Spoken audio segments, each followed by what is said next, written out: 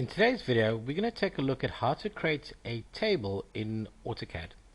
So with AutoCAD, we've got this functionality to create tables very similar to something that you use in Excel. So as you can see, it's even got a picture of something that looks like Excel. With AutoCAD, you can either go and create a table from scratch, or what you can do is you can also import information that resides in an Excel spreadsheet, and when the Excel spreadsheet updates, it'll update your tables or the cells in the table that you created in AutoCAD.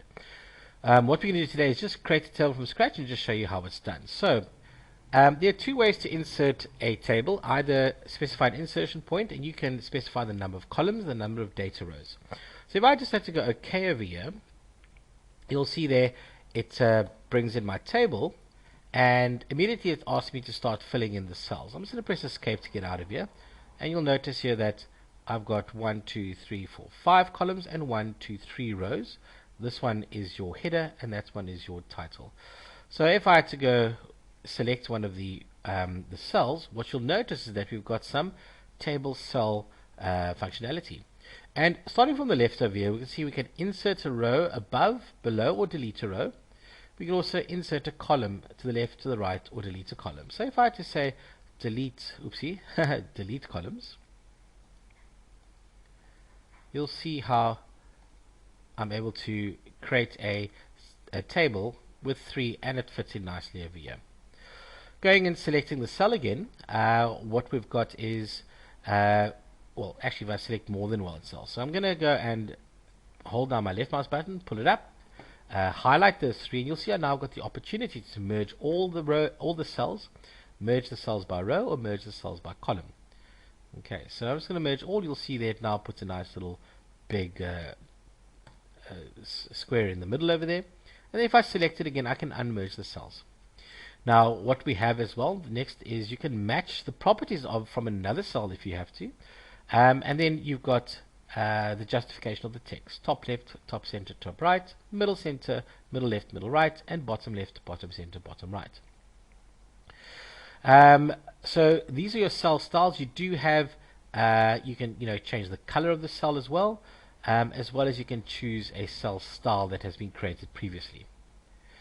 Then we can also format the cell. So what we have is the ability to lock the content, lock the format of the cell, or lock both the content and the format of the cell. So if I go in and type in anything in this column over here, or the cell, okay, and I go and lock some of the content locking, if I try and go there and delete, it's not going to allow me to, because that cell is locked. So just to show you, I'll type something in this cell here, select it once, press delete to the keyboard, and it deletes it. Okay. So if you want to, you can then just go and say unlocked, and then you can go and delete that over there. What you can do is the cells, when you set it up, have got a certain certain format. What you can also do is, as in Excel, you can then go change the cell to be an angle, currency, date, decimal number, general, percentage, point, text, or whole number.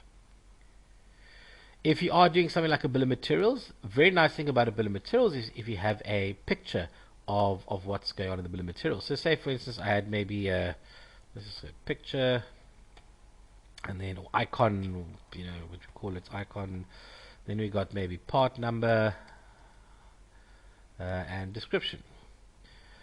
Now, with this over here, the part number can be PA-132-006. And when you take this out to someone else, and they're not the designer, they might be in procurement, and they'll think like, okay, well, what is the part number PA-132-006? Am I ordering the right components? And so it's very nice in a situation like this to have a picture. So what we can do, we can insert a block there, and if you had the block, you can just browse to it and then insert the block. I'm just going to insert this block over here, and you'll see there what that block looks like. Okay, and with it, you want to make it look a bit pretty, or just, you can say maybe middle center, so it just moves it into that.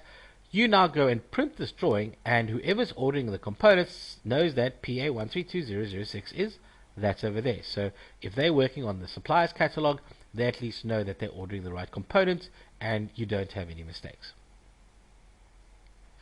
Um, so the other way that you can also work with this is, like Excel, you can do sort of formulas as well. So probably the easiest formula over here, I'm just going to insert a column, okay, would be to do a sum.